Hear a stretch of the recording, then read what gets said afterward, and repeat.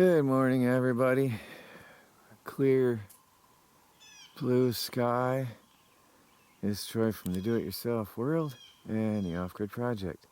Looks beautiful now, but I got a coat on. It was cold the last 2 nights. I mean cold. Let me show you how cold it was. We have ice on the water. It was thicker yesterday, but I was too cold to go out and deal with it. I didn't want to mess with it. There's ice on the water. That's cold. For this time of year, that's cold. We didn't just have frost, we had ice. And it's already melting. So I tell you, honestly, I was bundled up. I didn't want to come out. But I got the plants uncovered. Let's go examine and see if anything got hurt last night. Creeping phlox seems to be pretty tough stuff. So that looks good. Our strawberries, they're always pretty tough. Our strawberries are really handling it well. They can handle a little bit of frost, although we did cover the strawberry beds to protect them from freezing. But the cold doesn't hurt them. The berries or anything, it doesn't hurt them at all. Nothing else is much planted yet because we still have danger of freezing this time of year, of frost. We should not be deep freezing this time of year.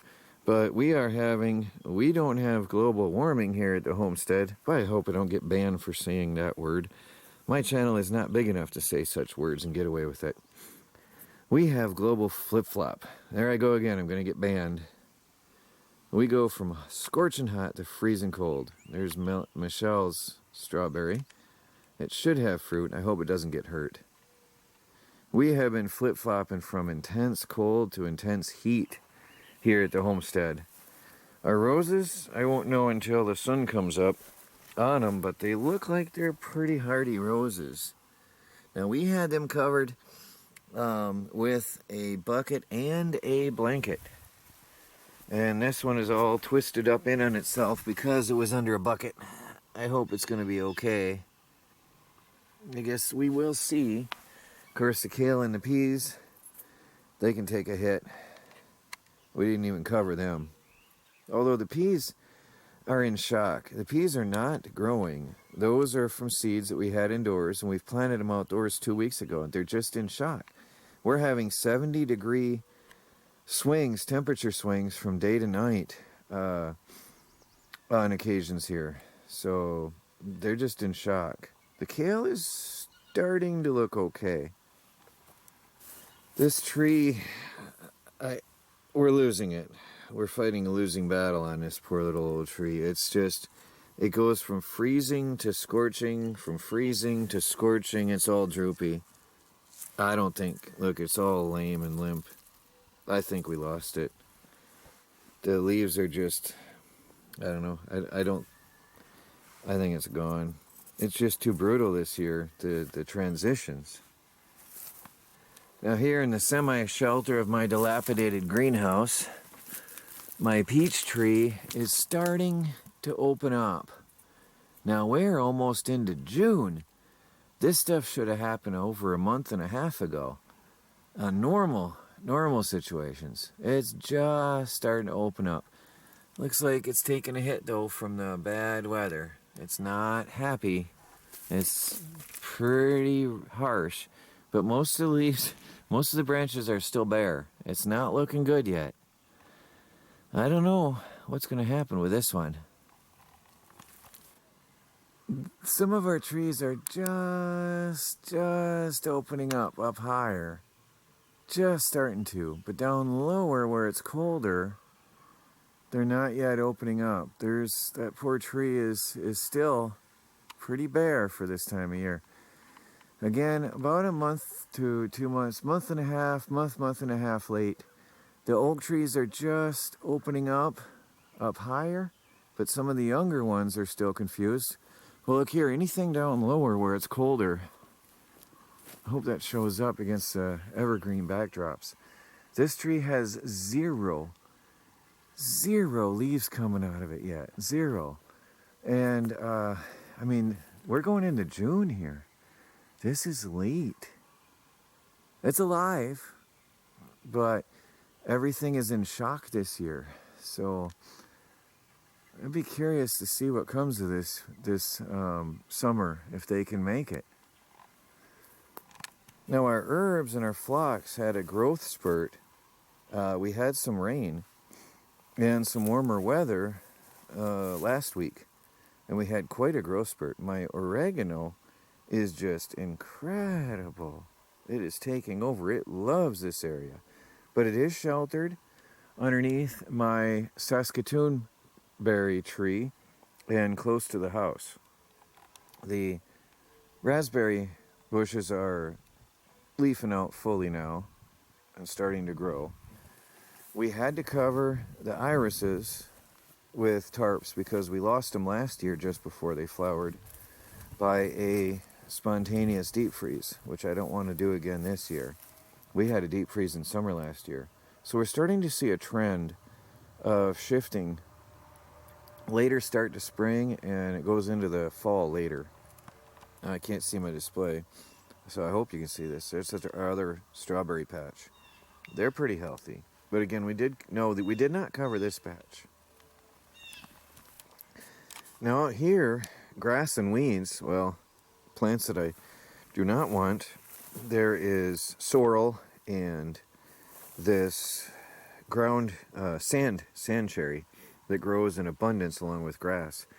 They are taking over. They are loving this herb bed. Besides thyme, though, there's not too much else. I hope I didn't lose.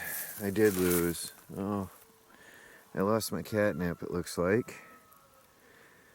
There's another mint that died. It was starting his lime mint. Got killed.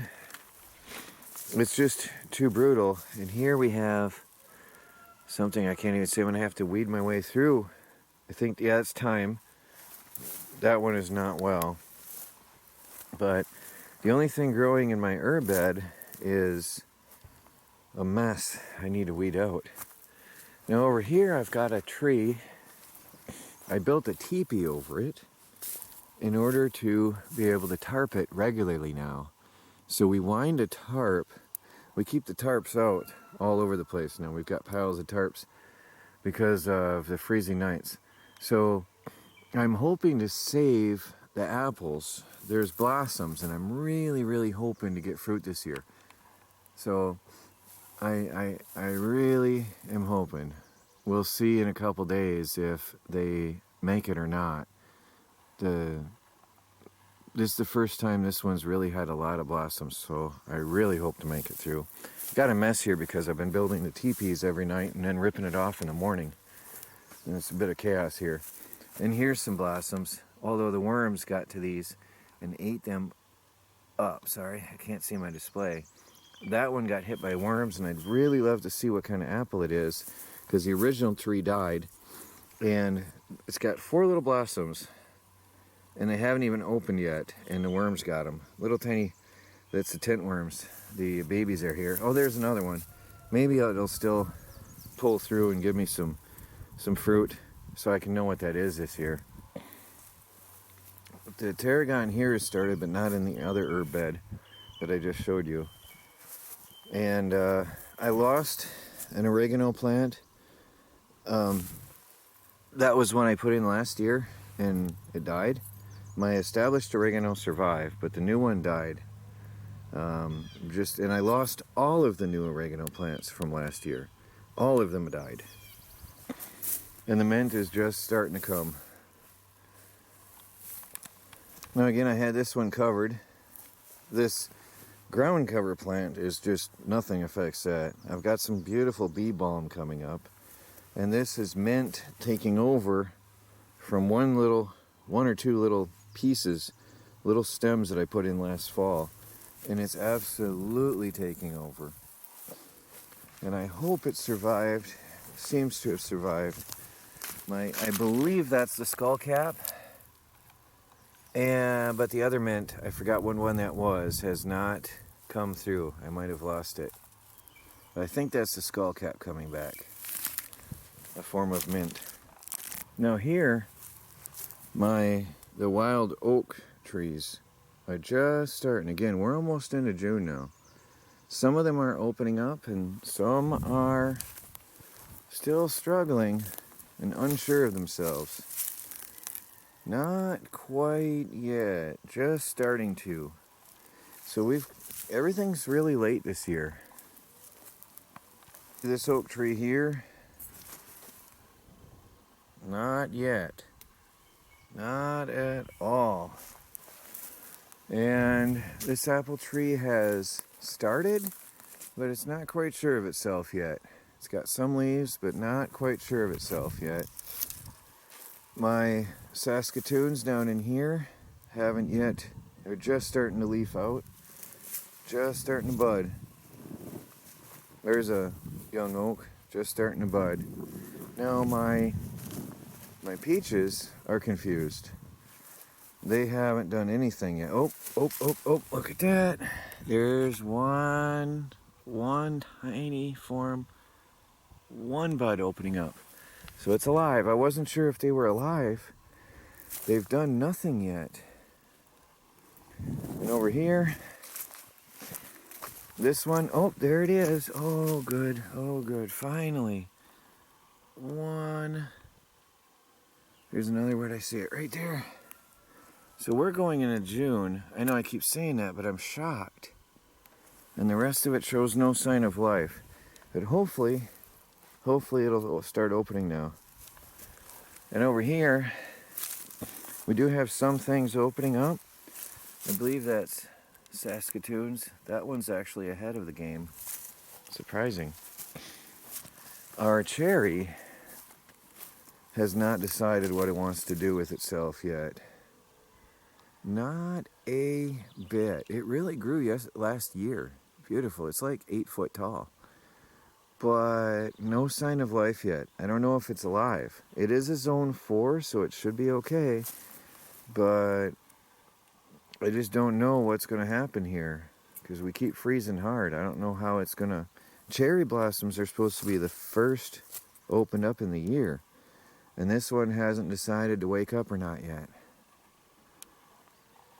So, that ends my summary of our garden and the effect on the homestead. See, there's a wild oak. The smaller oaks are struggling.